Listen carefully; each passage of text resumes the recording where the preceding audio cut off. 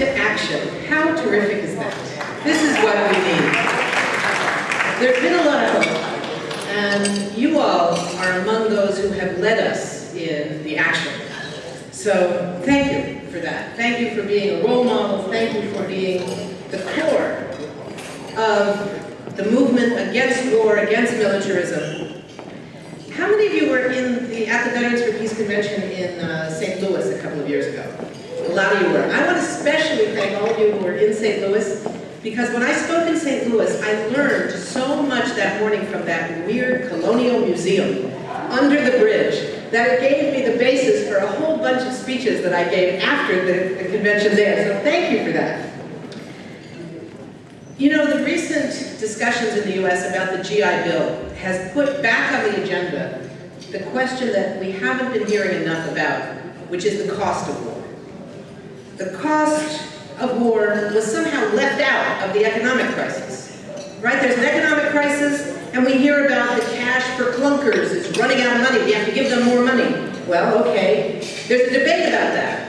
Did we ever have a debate about the cost of war and what that was doing to the economy, what that was doing to education, what that was doing to healthcare? We have now a military budget of over $865 billion for war. What do we spend for peace?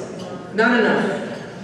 Not enough. And I would say, Michael, I think you've been working too hard these last couple of days on the convention because you missed the CNN poll. We now have a majority in this country who are against the war. 54%, according to the new CNN poll, are against the war in Afghanistan. The war they tried to tell us was a good war. And 54% of Americans are saying, no, it's not.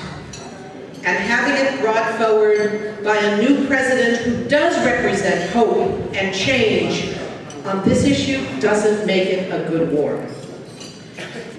When we talk about the cost of war, we don't usually include in that military aid to Israel. But I want to mention that tonight. I know you've had workshops and discussions about it during the conference, and I think that's fabulous. It's a key part of what militarism has meant in this country, for our country and for people around the world, particularly in the Middle East region.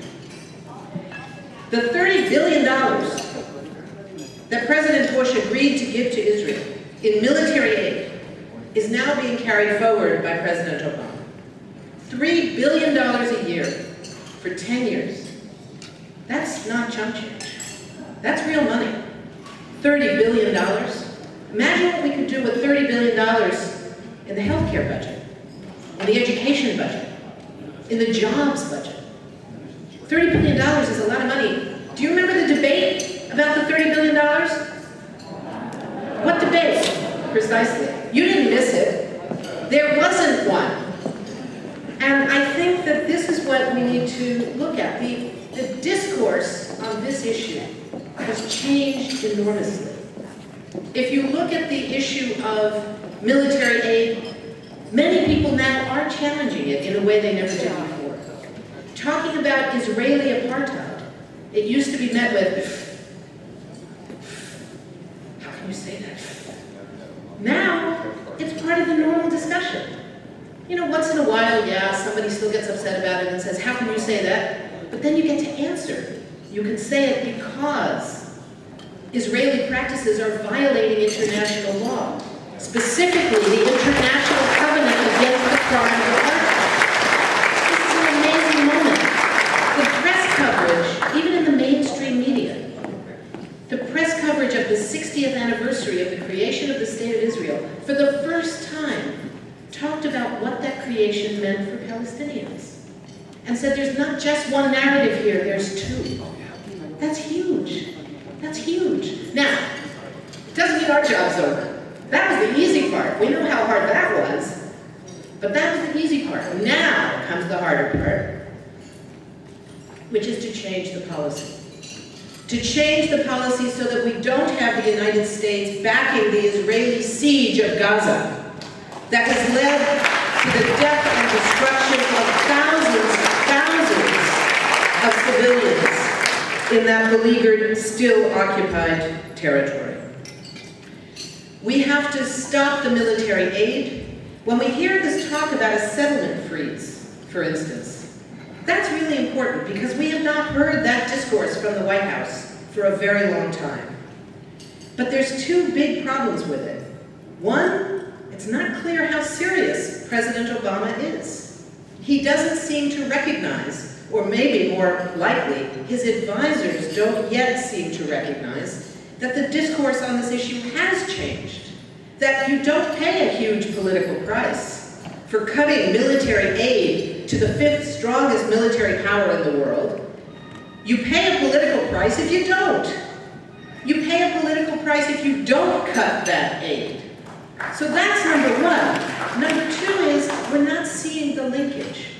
We're seeing President Obama say there must be a settlement freeze. That's important, but that's only step one towards ending the settlements. Freezing the status quo is only valuable if it's a first step, because otherwise you're freezing in place 500,000 illegal Israeli settlers in the West Bank and occupied East Jerusalem. That's not okay. It's an important first step, but it's only a first step.